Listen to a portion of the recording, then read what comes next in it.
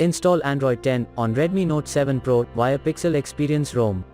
Please check the description for important notes and all the download links. First download ROM and GApps packages, then transfer the downloaded files to the phone storage, link is in the description below. Step 2. Boot your device into TWRP recovery. Once in TWRP, click on Wipe, Advanced Wipe, and select the check boxes, as shown in the image, excluding internal storage.